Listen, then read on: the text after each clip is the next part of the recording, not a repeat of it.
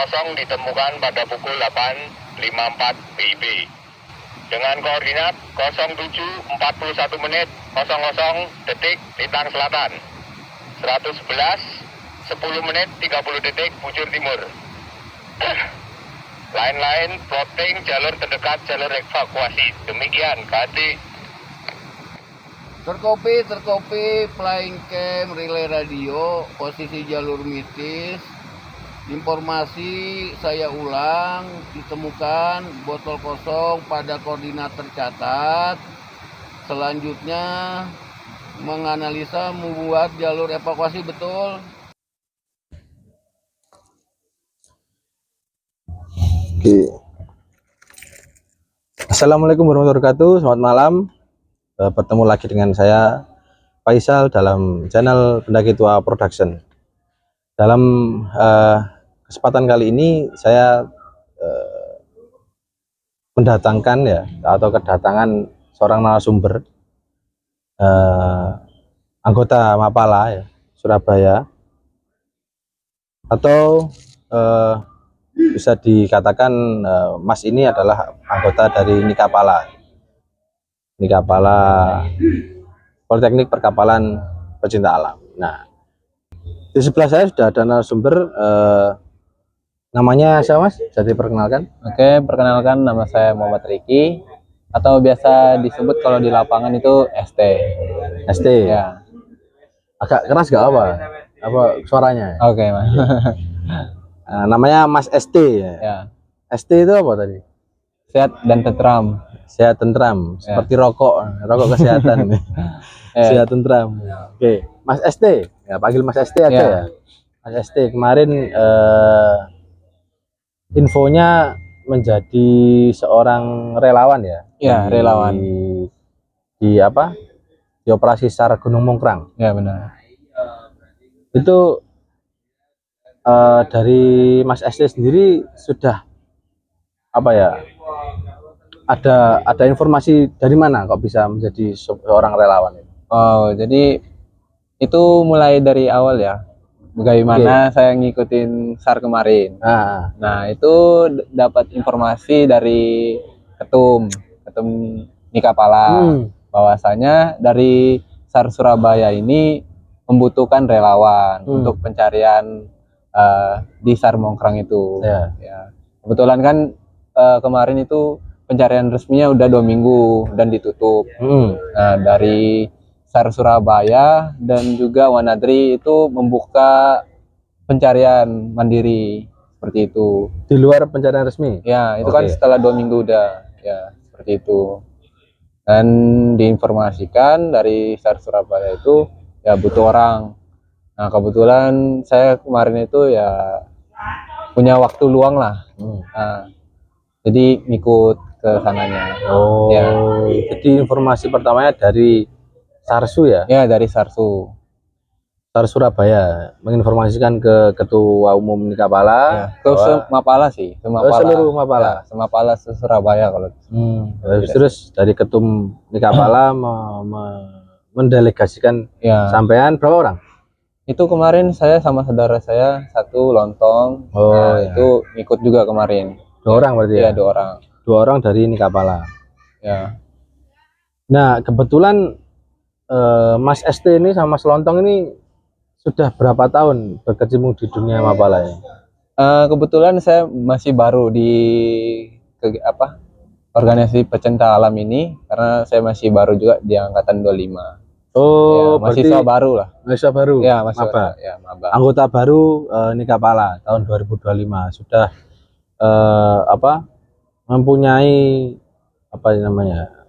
niat baik untuk menjadi relawan ya di operasi SAR Gunung Mongkrang kemarin. Oke, Mas ST. Jadi dari beberapa versi yang beredar di media sosial ya. Itu kan ada beberapa versi tentang kejadian hilangnya survivor yang di Gunung Mongkrang itu kan berbeda-beda banyak ceritanya. Nah, ini kebetulan Mas ST kemarin ikut di operasi SAR Gunung Mongkrang dan berada di lapangan. Ya, benar. Itu bagaimana itu ceritanya, kok bisa survivor itu Kronologi hilangnya itu seperti apa? Ya, mungkin dari kita tahu ya dari media sosial itu kan banyak beredar terkait ceritanya gimana hilangnya, asumsi netizen gimana ya kan, banyak. Nah, tapi yang dari sana itu saya ngikutin juga di media sosial. Tapi yang pertama ya, saya sampai di sana itu sebelumnya memang nggak masuk tim penyusuran sebenarnya. Saya ke sana itu di bawah naungan SAR itu pencariannya kan yang mandiri itu 4 hari. Saya sampai sana itu hari Sabtu ya. Hari Sabtu tanggal 7 ya, nggak silap ya. 7 Februari. Ya, 7 Februari. Nah, itu belum tahu lagi ya. Soalnya belum ngikutin dari tim penyusur. Saya itu pertamanya ditaruhnya di tim logistik. Di logistik. Ya. Oke. Nah, itu saya berangkat ke sana dari Surabaya hari Jumat ya, Jumat malam ya, nggak silap ya, Jumat malam, subuh Sabtu. Sampai sana di Madiun itu jam 4 lah ya. 4 subuh ya, 4 subuh. Dijemput sama saudara saya itu Lontong ya, berangkat ke Mongkrang. Sampai sana itu sekitar jam 7 jam 10 lah. Nah, itu baru naik. Nah, itu naik itu bersama tim SARSU. Sebelumnya udah berangkat paginya. Ada tim Advent dulu yang udah naik. Itu dari tim Wanadri sama tim SARSU. Dari SARSU itu ada 2 orang. Sama saya itu yang di base camp sebelum naik ada 5 orang. Nah, itu nyusul bawa logistik sebenarnya. Oh, berarti tim Advent kedua tuh naik tuh bawa logistik. Iya, bawa logistik. Nah, naiknya itu sore. Aslinya itu berangkatnya dari base camp itu pagi sebenarnya rencananya, karena nyusul kan ditungguin sama mas-mas dari SARSU itu. Tapi sebelumnya udah naik 2 orang. Nah, itu berangkat Pak sore itu naik. Aslinya pengen naik jam 1, tapi karena tiba-tiba cuacanya emang beberapa hari selama pencarian itu cuacanya di sana ya benar-benar ekstrim. Ya, hujan. Kabut, hujan ya. Jadi nunggu hujannya reda itu sekitar 6 sore lah, maghrib. Nah, itu baru berangkat naik. Bawa logistik. Ya, bawa logistik itu. Naiklah sampai di pos 4 itu malah ini mandek di situ. Berhenti. Karena tiba-tiba cuacanya itu benar-benar ekstrim banget sih, tiba-tiba. Hujan deras ya. Padahal dari pos 4 itu sampai ke tim pencari itu, mereka itu ngecamp di pos Candi 1. Nah, 3. Ya, pos Candi. Ya, pos Candi itu, pos 1. Kami itu masih di pos 4 sekitar jam 10 lah. Jam 10 malam sampai di pos 4. Nah, nggak dilanjutin sampai atas. Pengen bawa logistik ini ke atas, tapi karena cuacanya tiba-tiba kabut ya, pandangannya udah nggak lihat apa-apa itu. Jalurnya nggak kelihatan karena benar-benar kabut. Jadi mutusin daripada ketimbang ambil resiko kan. Ya, ngecamp di pos 4 itu. Nah, tapi ternyata mereka bawa juga buat 1 malam ternyata logistik mereka. Jadi mutusin buat di pos 4 aja ngecamp di pos 4 ya, nginep di situ, paginya baru berangkat ke atas. Oh, berarti sempat ngecamp dulu di pos 4 berarti? Ya, sempat ngecamp di tim logistik 4. itu? Ya, tim logistik ya. Ngecamp di pos 4, paginya baru berangkat ke atas. Udah cerah itu ya, ke Candi 1 itu. Sampai di Candi 1 itu sekitar jam 7 jam 8 lah. Soalnya lumayan dekat dari pos 4 itu ke Candi 1. Jam 7 itu nyampe. Nah, itu langsung taruh logistik. Nah, itu langsung tim udah gabung semua ini dari SARS Surabaya sama Wanadri itu udah gabung semua. Udah ngumpul lah. Nah, itu baru dikasih kelompok yang nyari jadi tim penyusur, ada yang di standby di Candi 1 itu ya. Nah, kebetulan saya kan udah nyampe tuh. Nah, logistik masih ada di bawah di pos 3. Di base camp. Di base camp. Ya. Nah, itu diarahin sama Mas yang dari SARSU itu, Mas Brian, ada itu dari SARSU itu ada berapa ya? 5 orang. 6. Dari saya itu di kepala 2 orang, saya sama Lontong itu. Iya. Dari Sarsu itu ada 2 yang dari SAR. Itu ada Mas Joni sama Mas Brian. Terus ada dari Mapala Maitkom, ya dari Maitkom itu 2 orang, Mas Gebon sama Mas Bena. Jadi total 6 orang ya dari SAR Surabaya. Ya. Lebihnya itu dari Manadri, sekitar 12 orang nggak silap kalau saya ingat ya. Wanadri semua? Ya itu Manadri semua, sama anggota muda itu. Anggota muda Wanadri? Iya, anggota muda Manadri. Nah, hari kedua ya itu, ya udah hitungannya hari kedua, udah nyampe ke Candi 1, itu saya turun lagi ke base camp buat ambil logistik lagi. Nah, sampean sama Lontong itu, 2 orang, saya. 2 orang turun ke base camp. Ya, benar-benar di tim logistik lah, nggak ngikutin penyusuran sebenarnya awal-awalnya itu. Nah, itu berangkat dari Candi 1 turun lagi sampai base camp itu sekitar jam setengah 12 lah. Nah, setengah 12 turun. Nah, itu ada lagi satu datang dari SAR Surabaya, Mas Awan namanya. Nah, itu nungguin Mas Awan sekalian bawa bawa logistik lagi naik kan. Nah, kebetulan dititipin juga HP-HP dari mas-mas di atas kan, udah habis cas kan, nggak ada ini casannya sekalian. Nah, itu sekitar jam setengah 1 naik lagi ke Candi 1. Nah, tim di atas itu mulai penyusuran, tapi kami nggak ikut, bawa logistik doang. Nah, itu sampai di Candi 1 sekitar jam 3. Tim penyusur itu pulang jam 5.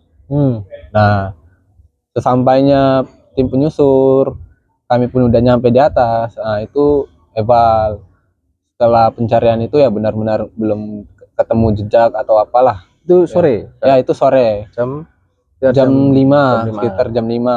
Nah, itu udah tim itu semua udah udah blank nyarinya di mana. Soalnya nggak ada petunjuk sama sekali. Ya, belum ada petunjuk. Sebelumnya hari pertama itu udah ada petunjuk, itu kecium bau nggak enak. Iya, bau nggak enak. Itu sekitar, kalau nggak silap itu di Candi 2 ya. Terus saya nggak tahu ya. Candi 2 itu ternyata ketemunya itu ada bangkai celeng ternyata. Bangkai celeng. Ya. Itu bukan bangkainya survival ya? Ya, ternyata itu enggak. Ya, sampai di situ udah kan, sebelumnya kan udah disusur kan dari sebelum-sebelumnya. 2 minggu yang kemarin itu dari tim sebelumnya. Pas pencarian resmi? Ya, tim pencarian resmi itu kan. Nah, itu udah disusur kembali, dicariin ke tempat lain. Itu nggak ketemu sama sekali, belum ada jejak sama sekali. Di Candi 2 itu ya? Ya, di Candi 2. Dan sekitar pos 3 itu. Nah, malam itu eval. Setelah sore kan, makan semua, ya istirahat ya kan. Malamnya itu eval. Berarti flying camp ya? Nah, itu belum flying camp. Oh, belum flying camp? Ya, belum flying camp. Nah, malam itu eval. Briefing gimana selanjutnya kan. Kan ini patokannya kan sampai hari Senin. Sampai hari Senin. Nah, dilanjutin lah malamnya itu eval gimana. Udah ngebleng ini. Sabtu malam ini? Malam Senin ya. Oh, malam Senin. Ya, minggunya kan udah nyampe. Ya, malam Senin itu ya udah blank semua, nggak tahu mau nyari kemana, udah disisir semua kan tempatnya. Nah, akhirnya malam itu diputusin besok buat lanjut, tapi dengan metode flying camp. Gitu. Nah, di situ baru saya ngikutin tim penyusur. Berarti tim penyusur, tim logistiknya ikut semua? Ini dibagi lagi. Oh, dibagi lagi. Jadi saya itu yang sama Lontong kan pertama tadi dari tim Sarsu itu sebagai logistik kan. Ya. Nah, itu saya ditarik buat ngikutin tim menyusur. Jadi metodenya kan buat flying camp kan. Nah, ini timnya dibagi 2. Ada yang penyusur sungai sama yang tim radio. Tim radio itu di sekitar Punggungan Candi 2 ya. Silap. Nah, itu saya ditanyain sih. Bisa ini enggak replingan, soalnya kan buat ke penyusuran sungai itu medannya agak terjal kan. Nah, kebetulan kan saya masih baru nih. Mungkin dipastiin lah, kebetulan saya udah pernah replingan gitu segala macam ya, lumayan ngerti lah. Nah, itu ngikutin lah, katanya ya bisa mas, saya ikut ikut di tim penyusur dari SAR Surabaya. Itu diantar dari ke tim penyusur itu 2 orang. Saya sama Mas Gebon itu. Mas Gebon itu dari Maitkom. Nah, ngikutin Sarsu ya. Ngikut, yang lainnya ada yang ngikut ke tim radio dan selebihnya itu ke base camp. Nah, jadi formasinya itu tim penyusur itu ada 9 orang. Yang tim radio itu ada 5 orang. Selebihnya itu di base camp. Nah, besoknya itu mulai paginya.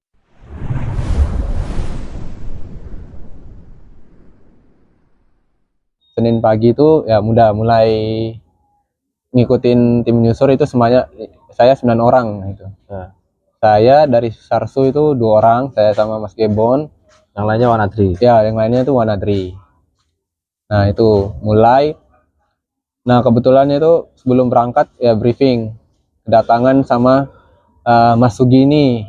Mas Sugini dari Wanadri. Nah, itu baru nyampe Senin pagi itu. Nah, Mas Sugini salah satu potensi. Ya, dia yang kayaknya apa ya? Udah tahu kayak menganalisa sebenarnya. Yang saya nangkap dari kemarin itu nyampe ya briefing, kasih tahu penjelasan yang kemarinnya udah disusur bagaimana. Nah, ini Mas Sugi udah punya feeling analisa survivor ini larinya kemana. Udah punya patokan sebenarnya. Nah, ngikutin ke tim penyusur. Nah, itu mulai pencariannya itu dari titik mulai lagi. Soalnya kan kemarin tuh udah ngeblank kan. Mulai lagi dari pos 3. Dari skenario awal lah gimana hilangnya. Di skenario pencarian ini, yang sebelumnya resmi. Ya, sebelumnya hilang itu kan titiknya kan di pos 3. Pos 3 itu diceritain kembali latar belakangnya gimana dari survivor itu kan. Titik mulainya hilang. Nah, itu kami naik sampai pos 3. Lihatlah gimana medannya. Ini berat ke kanan atau ke kiri kan? Dianalisa kembali. Nah, dari Mas Bayu itu Wanadri ya. Itu yang jelasin ke Mas Sugi bahwa kayak pelolosannya itu beratnya ke kiri sebenarnya. Soalnya dari pos 3 itu memang banyak kayak percabangan tapi langsung buntu. Tapi ya kalau dari atas ya lihatnya kalau turun posisinya ya kiri ya ke beratnya buat lari pelolosannya dari survivor itu. Nah, sampailah di pos 3 itu ketemu pos 3. Di belakang pos 3 itu ternyata ada jalur ke namanya itu Tapak Nogo ya kalau nggak silap. Ya, Tapak Nogo itu kayak ini aliran perpipaan buat air ngalir sampai ke pedesaan. Nah, jadi dianalisanya dari situ pertama ya disampaikan latar belakangnya lah gimana survivor ini. Ternyata survivor ini kan emang basicnya udah trail run kan Mas. Udah sering naik Mongkrang, katanya udah 5 kali. Terus Mas Sugi ini nanya lagi apakah latar belakangnya seperti apa lagi. Nah, itu dari dari yang tim Wanadri itu udah gali lah informasi bahwasanya survivor ini udah pernah pengen ngikutin SLU ya kalau nggak silap, SLU sama Forest Lauran, tapi nggak kedapatan tiket. Nah, dianalisa di situ, digali lagi, mungkin skenario-nya survivor ini pengen ngeprank temannya katanya, buat sampai ke mendalui temannya, potong kompas. Ya, mendalui temannya biar di depan langsung gitu. Nah, dimana potensinya bisa motong jalur itu ya mungkin dari pos 3 itu. Ternyata di belakang pos 3 itu benar-benar banyak, ada 2 jalur sih ya, sungai, terus ada percabangan pipa. Ke kanan itu punya jalur juga tapi langsung ke Candi 2. Nah, sampai di situ itu udah dianalisa lagi sampai pos ya yang perpipaan itu dianalisa lagi bahwasanya kalau dia naik kan pasti nyampe itu ke pos 2. Ya kalau lewat sini pasti selamat. Ya kan, pasti pulang dia. Nah, dianalisa ya kita ambil yang ke kiri. Kalau misalnya ke sini kemana? Jadi kita tuh memposisikan diri sebagai survivor, yang mananya ya jalan pelolosan yang enak itu gimana. Nah, ternyata ke kiri itu juga punya jalur. Ke jalur kiri itu benar-benar sampai ke bendungan air ya, bendungan air. Nah, di bendungan air itu buntu jalannya. Nah, buntu di situ udah nggak ada jalan. Nah, dianalisa lagi sama semua dari tim. Ini enaknya gimana? Kan yang ngerokok bentar, istirahat, mikir gimana. Ya, di situ udah benar-benar buntu. Nah, jadi dari Mas Sugi itu targetnya kita emang ke sungai kan. Nah, yang mengarahkan ke sungai itu benar-benar di Tapak Nogo itu, yang di belakang apa ya, bendungan air itu. Itu ada aliran air ke sungai. Nah, mungkin di situ titik mulai hilangnya kalau dari analisanya ya. Kan kita itu kemarin dari pos 3 sebelum kita berangkat udah kita analisakan. Kan dari korban itu kan hilangnya mulainya jam 10 ya kalau nggak silap kemarin. Jam 10 sampai jam 5 itu kan masih terang ya. Sekitar 7 jam lah sebelum waktunya gelap. Jadi kita ambil patokan 6 jam lah yang waktu efektifnya. Waktu efektif 3 jam kami dari pos 3 itu sampai ke bendungan air itu ada kayak pondok zeng gitu. Nah, di situ udah jalan buntu ternyata. Tapi sampai di situ itu sekitar 2 jam ya nggak silap. Sekitar jam-jam setengah 12. Nah, sampai di situ kan kalau dari ceritanya korban hilang pas hari hanya itu kan cuacanya benar-benar kabut kan, kabut terus angin kencang. Nah, kebetulan pas sampai di sana itu suasana sama. Nah, jadi mungkin ada sedikit petunjuk dari kondisi cuacanya situ. Kalau kita memposisikan diri sebagai survivor, kita akan kemana nih? Nah, kayak simulasi ya? Ya, kayak simulasi lah. Nah, kebetulan cuacanya agak inilah sama mirip-mirip ya pas survivornya itu hilang. Nah, jadi diputusin, emang tujuannya kan ke sungai, tapi diputusin buat naik ke Gunungan itu lewatin ilalang itu. Nah, itu karena kalau langsung nembak ke sungai itu lumayan terjal Mas.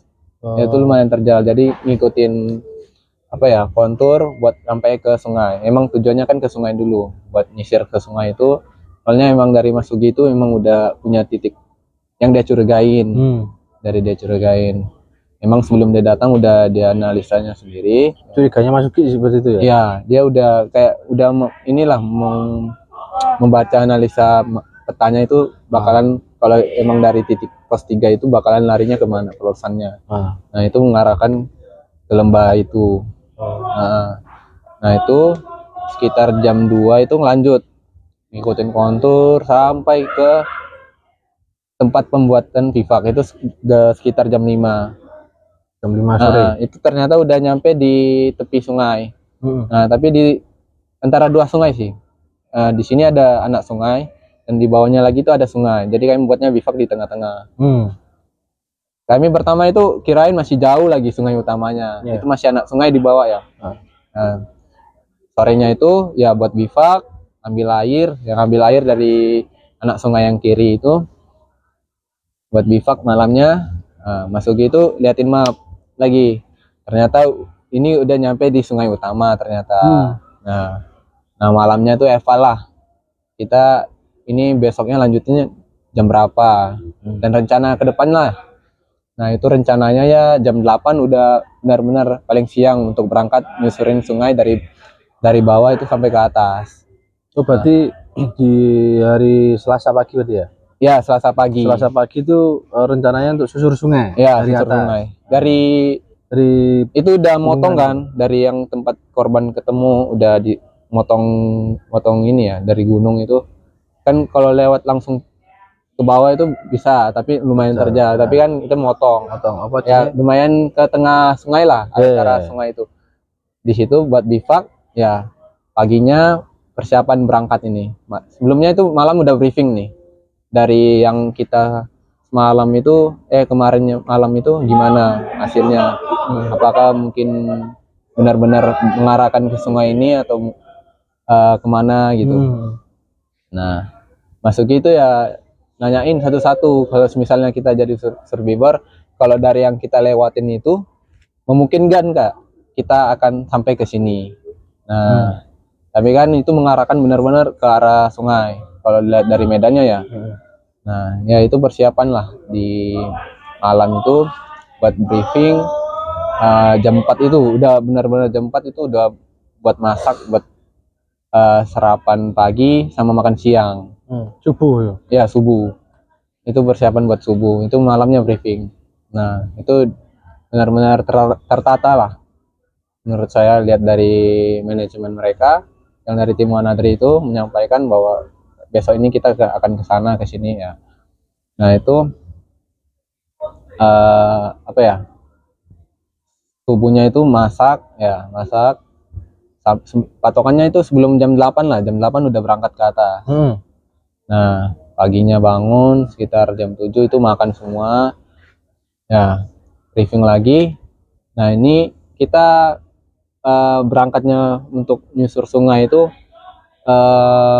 patokannya itu sebelum sampai jam 3 sampai ke atas lah, pokoknya mau ada petunjuk atau enggak itu nyusur sampai jam 3. Berarti rencananya berangkat jam 8, ada atau tidak ada petunjuk sampai jam 3? Iya, jam 3 kita kembali lagi ke bivak. Jadi bivak itu nggak dibongkar. Berarti kembali ke bivak itu. Bivak. Tempat titik kita ngecamp di situ. Jadi nggak bawa barang semua. Jadi mengefisiensi inilah pergerakan. Biar cepat naik ke atas kan. Nah, itu cuma bawa peralatan tali-tali sama bekal makan siang. Itu jam 8 berangkat, 9 orang ya nyusur itu sungai, mulai jam 8 sampai ke atas itu sekitar 54 menit ya. Nah paling depan itu yang nyusur ya ada Mas Aji. Mas Aji itu dari Wanadri, terus disusul sama Mas Sugi itu, Mas Sugi, baru saya ke posisi ketiga. Nah dari formasinya itu saya di posisi ketiga. Dan yang lain itu di belakang saya ada, seingat saya itu Mas Gebon sama Mas Brian dari Wanadri juga. Mas Gebon itu dari Sarso. Nah itu posisinya naik, nyusur semua itu dari jam 8 sampai di sana sekitar 54 menit itu ketemu air terjun kan. Kelihatan itu dari jauh. Itu naikin pakai webbing, manjat dikit, landai, terus ini di depannya itu ada air terjun.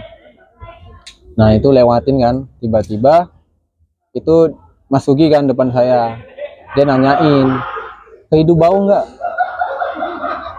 Itu ya kayak nada pelan ngomongin, "Hidup bau nggak?" Saya tuh langsung hidup, langsung di sungai pas nyusur. "Ya Mas, hidup Bang." Nah itu dia langsung lanjutin ke depan kan. Saya penasaran emang. Berarti posisi air terjun di depan? Iya, air terjun. Berarti kamu di bawah sini? Agak sekitar berapa meter ya? 30 meteran lah. Jadi kan air terjun di depan toh? Jadi aliran sungainya kan mengarah ke kamu? Iya, itu lewatin aliran sungai semua. Kami itu ber9 orang itu memang. Alirannya kan ke arah kamu tuh berarti? Ke arah SAR toh? Ke arah tim SAR toh? Iya, ke arah tim SAR. Ngikutin sungai kan. Nah itu dinanyain, "Hidup bau nggak?" "Iya Bang, hidup." Nah itu Mas Sugi langsung lanjutin ke depan. Aku langsung nanyain ke belakang. Itu ada Mas Gebon sama Mas Prian kan. "Bang, hidup bau nggak?" Nah mereka itu nggak kehidu. Nggak, mungkin belum kehidu ya. Soalnya itu posisinya Mas Sugi udah nanyain itu, saya masih berhenti di tempat situ, masih berdiri di aliran sungai itu masih. Mas Suginya udah depan? Ya, mungkin depan. Mas Suginya ini mungkin nganggapnya di depan kayaknya. Soalnya emang arah bau itu ya, itu dari depan. Terus saya nanyain kan, itu posisinya saya itu yang benar-benar kayak kehidup banget di situ. Saya berdirinya di situ aja, nggak bergerak. Nanyain lagi langsung ke belakang, "Bang, kehidup bau nggak juga?" Mereka nggak kehidup. Itu sekitar 1 meter lah nanyain. Belum kehidup, mereka lanjutin ke depan. saya masih penasaran di situ. Saya berdiri, liatin ke sekeliling, terus saya lihat itu ada pepohonan pohon pisang. Pohon pisang benar persis depan saya itu. Pohon pisang ada tiga pohon pisang sama satu batang pohon. Itu saya lihat agak kencang baunya dari situ. Di pohon pisangnya? Iya, saya lihat kan. Sekitar situlah saya lihat ke dalam. Oh, ini ada baju. Kelihatan itu baju dari bau kanan. Bau kanan, bau iya, kanan. Ya. Tapi nggak kelihatan tangan, cuma baju doang. Itu kelihatan. Terus saya lihat, kok ini ada belatungnya. Nah, itu lihat kan baju, terus ada belatungnya. Wah, saya bilang ini kayaknya orang nih dalam ini. Di dalam pohon pisang? Iya, dalam itu benar-benar ketutup. Jadi pohon pisangnya kayak nutup gitu ya? Iya, nutup. Di dalam pohon pisang berarti ya? Gak kelihatan sama sekali. Cuma sekilas doang ini, kayak dari bau, lihat baju. Oh, saya lihat ini orang ini di dalam. Itu rasa tiba-tiba gemeteran itu. Gemeteran. Takut ya? Kayak shock aja sih, nggak takut sih. Kayak shock. Oh, ini beneran orang nggak sih dalam? Terus itu kelihatan kaki di situ juga. Iya, di situ agak nonjol. Nah, soalnya itu mungkin yang udah ke depan itu nggak mungkin karena kakinya itu udah agak kuningan. Dari subjek itu udah kuning, udah lama kan. Mungkin udah kayak lihatnya kayak ini pohon. Nah, itu saya lihat agak shock. Saya pikir sejenak, oh ini beneran udah ketemu ini. Langsung saya teriak, "Bang, ketemu bang." Nah, itu Mas Ugi langsung lihat ke belakang. Nah, yang tim lain juga langsung ke arah situ ya, ngumpul. Sempat dinanyain, ini benar gak survivor ya kan? Ya bang, ketemu bang, ya baju hitam, cirinya kan bajunya hitam. Ya, baju hitam, seluarnya hitam. Celana pendek ya? Ya, celana pendek. Kan nggak kelihatan sama sekali kan, bajunya semua ketutup. Saya bilang, iya bang, itu ada kakinya, kelihatan itu kakinya. Nah, itu langsung diazanin sama Mas Sugi itu. Ya. Berarti penemu pertama berarti? Ya kebetulan mungkin kalau lihat ya saya lihatnya. Penemu pertama, survivor dalam keadaan MD berarti ya? Iya. Di apa ya namanya? Di dalam rimbunan pohon pisang itu. Terus. Ya, setelah kamu panggil semua tim mendekat, diajani sama Mas Ugi, terus itu ya langsung kayak agak inilah agak rasanya campur aduk ya semua situ. Senang udah ketemu, tapi rasa ini korban udah ini ya lega. Ya, tapi posisinya udah MD, itu agak ribet dikit lah karena langsung rame kan, ketemu ya langsung diazanin Mas Ugi itu, diam semua. Setelah diazanin ya langsung itu tim geser semua ke bawah air terjun. Ya, Mas Ugi itu langsung nyampaikan ke tim radio bahwasanya udah ketemu ini. Ya, subjeknya udah ketemu. Botol kosong ditemukan pada pukul 8.54 WIB dengan koordinat 07.41 menit 00 detik Lintang Selatan, 111 10 menit 30 detik Bujur Timur. Lain-lain plotting jalur terdekat, jalur evakuasi. Demikian KT. Nah, itu udah sampai situ, sampaiin. Nah, itu nanyain, ini gimana bang kita selanjutnya. Nah, terus dari Mas Sugi itu nyampain bahwasanya kita kembali aja ke bivak. Soalnya kalau kita juga yang evakuasi gak mungkin kan, soalnya kan cuma 9 orang. Gak bawa alat evakuasi. Ya, alat evakuasi gak dibawa. Jadi kita nyampain aja ke tim bawahnya titiknya di sini kan. Nandain lah. Itu di marking pakai webbing di atas tempat subjek. Setelah itu Mas Sugi ini pengen buat jalur buat evakuasinya biar gampang ya. Nah, tapi di sekitar jalur itu benar-benar medannya itu terjal banget, nggak memungkinkan. Jadi kami mutusin kembali lagi ke bivak. Nah, ke bivak ini nanyain ini gimana nantinya Mas. Oh, udah gampang, itu nanti bakalan apa ya, tim rescue bakalan turun. Tim evakuasi ya. Ya nyampein juga bahwa kan bahwasanya kan kita nih tim SAR, ada yang search, ada yang rescue. Kita yang search kan. Nah, nggak apa-apa, kita pulang aja ke bivak, nanti tim rescue-nya yang turun, yang evakuasi. Nah itu sampai ke bivak, nggak lama, berapa menit itu berdatangan itu dari atas, dari ini pos 4, pos 3 enggak, jalur mitis itu. Gunung Mitis itu kan dia apa ya, jalurnya itu sampai ke Gunungan Mitis itu. Nah, di situ dari tim rescue-nya turun dari situ, ramai itu turun, teriak-teriak, ngasih informasi lah bahwasanya kami dibawa, ya turun. Nah kebetulannya turun pas di depan bivak kami itu, iya. Nah itu tim rescue turun, nah kasih tahu lah ikutin sungai aja, tandanya udah jelas di depan, udah dimarking kan. Nah itu udah, kami langsung naik ke base camp.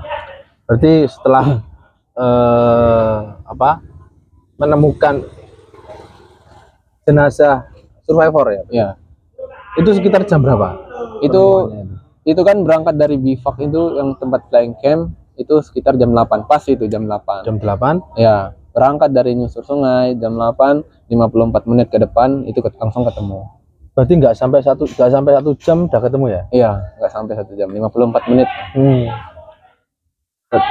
Setelah menemukan jenazah survivor, tim SAR, tim search-nya berarti kan naik ke bivak lagi. Ya, naik ke bivak, mengabarkan ke tim rescue untuk evakuasi. Itu dikabarin pas udah ketemu yang di itu di plotting di situ, langsung ngasih koordinat, baru pulang ke bivak itu. Nah dari tim rescue itu, dari pengabaran sampai tim rescue evakuasi jenazah korban itu berapa menit, berapa jam? Jadi kami itu turunnya jam 8.54 kan ketemu. Itu turun lagi kembali ya sekitar agak cepat lah, setengah jaman gitu udah nyampe ke bivak. Selang berapa menit itu agak 15 menit atau 30 menit itu udah turun rame itu dari atas. Udah rame, cepet banget, langsung turun semua. Ini radio pun langsung rame, nanyain kondisi gimana ya, langsung rame. Ya sekitar sejam lah setelah dikabarkan bahwasanya subjek udah ketemu, kalau dihitungnya gitu. Berarti nggak sampai berjam-jam ya, enggak. Tim rescue untuk evakuasi ya udah. Kalau untuk evakuasi dari tempatnya itu udah kurang tahu Mas ya, pokoknya itu sampai bivak, tim rescue turun, kami langsung naik ke base camp. Ya langsung naik ke base camp, pulang ke base camp. Yang lain itu langsung evakuasi sambil buka-buka jalur sampai ke atas. Berarti yang buka jalur tim evakuasinya, tim rescue-nya ya? Ya, kalau buat turunnya, pas naik itu kami pulang kan, sambil buka-buka jalur biar enak nanti evakuasinya. Berarti peran Mas Sugi ini sangat diperlukan berarti kemarin itu ya? Ya kalau dari saya ya, dari pandangan saya itu memang dari pengalaman Mas Sugi itu, kalau dianalisanya udah, dia ngomongnya sesuai data dan pengalamannya sih. Jadi benar-benar mengarahkan ke sana itu, apalagi sebelum keberangkatan pencarian itu ya, itu kan udah diplot kan di mapnya itu, dia udah plot. Udah dari bawah, dari sebelum dia ikut penyusuran itu dia udah punya planning sendiri berarti. Ya, dia udah analisa, udah nyampaikan ke tim yang penyusuran itu bahwasanya ada satu titik yang dia curigain, dan benar. Apalagi yang kami ketemuin itu benar-benar titiknya nggak jauh banget dari yang titik itu, benar-benar titik yang titik yang dicurigai sama Mas Sugi itu sama titik yang aslinya survivor itu nggak jauh. Iya, nggak jauh ya. Iya, benar-benar di tempat itu dan ditandain dengan pin hitam kalau nggak salah. Keren.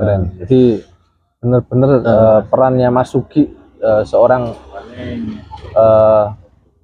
anggota Wanadri itu sangat krusial kemarin dalam pencarian survivor di Gunung Mongkrang.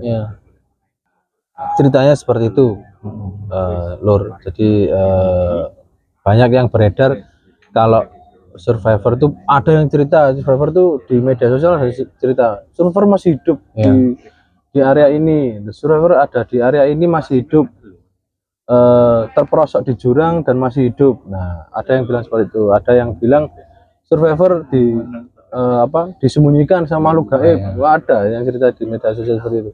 Dan cerita simpang siur seperti itu yang membuat keluarga atau membuat netizen itu cemas. Nah, untuk cerita sebenarnya ya seperti ini. Jadi asumsi-asumsi yang dikumpulkan sama tim relawan tuh seperti itu, dan tim relawan juga memposisikan dirinya, tim relawan itu sebagai korban. Nah, memposisikan sebagai korban dan mensimulasikan untuk tim relawan ini sebagaimana menjadi korban tersebut.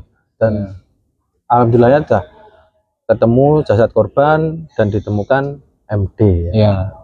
Jadi itu kemarin juga sempat ini terdistract sama asumsi-asumsi bahwasannya kan memang beredar di media sosial bahwa ini ada asumsi bahwa korban hilangin diri, nggak hilang kan. Nah, itu disampaikan sebelumnya sama Mas Ugi. Kita hilangin asumsi itu. Kita bicara berdasarkan data. Survivor ini gimana? Soalnya emang kalau kita ngikutin asumsi seperti itu, kita tidak tahu medannya seperti apa, kronologinya di sana seperti apa, latar belakang survivor itu seperti apa, itu bakalan ganggu pencarian sih sebenarnya. Nah, jadi itu dihilangin, ya kita asumsikan seperti itu, ya pelolosannya bakalan seperti apa, bakalan jarak tempuhnya beliau seperti apa. Ya, jadi ilmu SAR baru ya guys. Jadi kita mengasumsikan tim SAR ini, ya mengasumsikan tim SAR kita, tim SAR ini, jadi tim relawan itu sebagai korban. Jadi kita menganalisa tingkah korban seperti apa, latar belakang korban seperti apa, terus kita baru bisa mensimulasikan aku adalah seorang korban yang hilang. Jadi nggak ada ego. Aku ini relawan, aku harus mencari di sekitar sini. Ya, itu benar. Cuma ada ilmu baru, yaitu yang untuk memposisikan diri kita sebagai survivor ya. Jadi menjadikan diri kita sebagai korban. Nanti kita harus lewat mana jadi korban? Lewat sini. Oh iya, lewat sini. Ya, tapi kemarin itu tidak sepenuhnya juga, Mas. Kayak kita ngikutin bener-bener lolosannya ini bakalan sampai mana yang dia lewatin. Itu kan sampai di bendungan air itu kan udah buntu kan, terus tiba-tiba ada aliran air itu terjal. Nah, itu benar, kalau misalnya kita memposisikan ngikutin survivor lewatan sini, itu kan membahayakan buat kita juga. Nah, di situ kita memutusin buat yang nggak ngikutin situ, tapi kita motong buat sampai ke bawah. Jadi tadi nggak full juga buat ngikutin survivor itu jalurnya. Kita analisa dulu medannya seperti apa, apakah memungkinkan kita ngikutin. Kita potong kompas ya. Jadi keselamatan relawan atau keselamatan tim SAR itu juga pada waktu operasi SAR itu juga nomor 1. Jadi jangan sampai, kasarannya gini, jangan sampai tim SAR itu disar. Gitu. Jangan sampai tim SAR disar. Nah, kalau bisa seperti itu. Jadi kita juga memikirkan keselamatan kita sendiri. Yang pertama, safety first yang pertama untuk tim SAR itu. Baru kita memikirkan bagaimana cara penyelamatan survivor atau korban hilang. Ya. Setelah itu kamu di base camp terus pulang ke Surabaya. Nah, itu langsung beres-beres, bersih-bersih, langsung pulang bersama tim SAR Surabaya itu. Berarti dari pengalaman SAR-nya Mas ST ini sudah ini ya, berarti apa ya, berkesan ya, maksudnya baru pertama kali ikut kegiatan SAR sudah dihadapkan dengan medan seperti itu, dan ilmu-ilmu dari Wanadri yang diturunkan ke sampean kan pasti sedikit banyak kan ya dari pengalaman sih, dari pengalaman, dari lihat bagaimana manajemen mereka, pencarian mereka, itu potensi mereka dalam membaca peta. Apalagi saya masih baru kan, belum faktanya saya belum ada pembekalan pendidikan buat navigasi darat. Nah itu saya benar-benar pure ke sana itu sebagai relawan sebenarnya. Relawan yang minim ilmu SAR. Ya minim lah, lebih minim. Tapi ngikutin sebisanya, tidak apa ya, membuat jadi penghambat aja. Jangan sampai menghambat aja. Sebisanya membantu sebisa mungkin di sana. Ya. Kan emang dibutuhkan beberapa. Saya ngikutin aja lah. Dari analisanya Mas Wanadri ya. Kan Wanadri kan terkenal kalau yang di Gunung Hutan kan memang terkenal untuk navigasi darat dan SAR-nya dari Wanadri. Oke. Dari Mas ST mungkin ada itu enggak ya, ada